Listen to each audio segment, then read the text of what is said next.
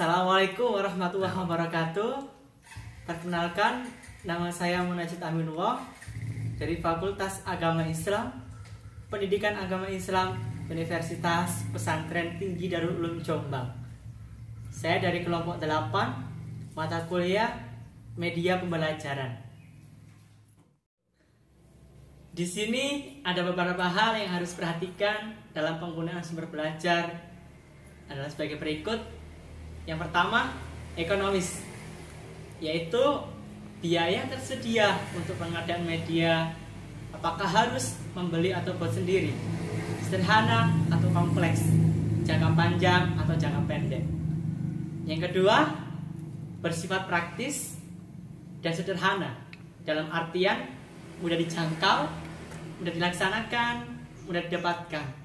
Yang ketiga, bersifat fleksibel, yang artinya bisa dikembangkan dan dimodifikasi dalam rangka mencapai tujuan pembelajaran yang baik.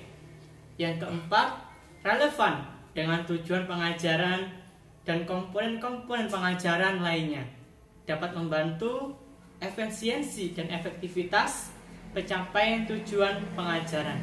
Yang kelima, memiliki nilai positif baik guru siswa dalam proses pengajaran. Yang keenam dan yang terakhir, sesuai dengan strategi dan interaksi belajar mengajar yang telah dirancang dan kemudian dikembangkan.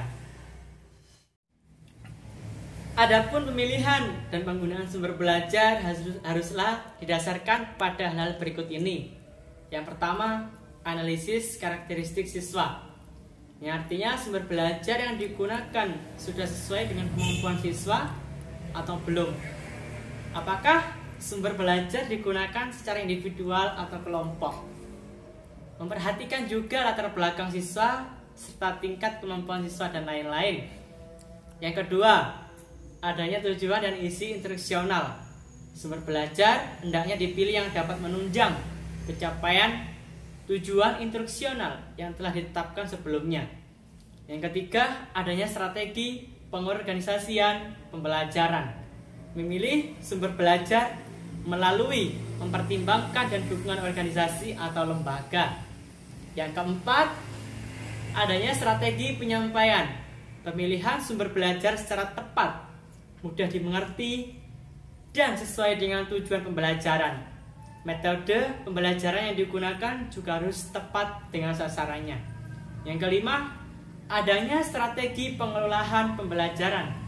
Yang keenam, adanya pengembangan prosedur pengukuran hasil pembelajaran, yang artinya pengukuran hasil belajar dapat dilakukan melalui tes, dan proses dari tes tersebut dapat dilihat adakah peningkatan nilai setelah memanfaatkan sumber belajar.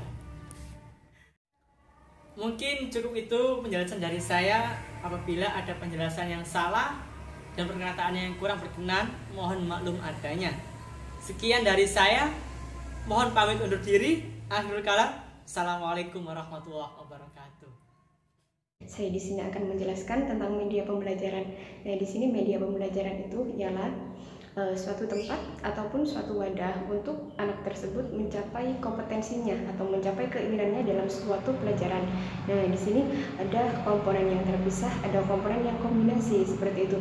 Nah, jenis-jenis pembelajaran itu ada sekitar 6 jenis media pembelajaran. Salah satunya itu ada manusia, ada lingkungan, ada bahan-bahan, ada buku, ada alat-alat. Nah, di sini ini ada misalkan manusia di sini, misalkan saya sebagai guru mengarahkan ataupun memberitahu kepada si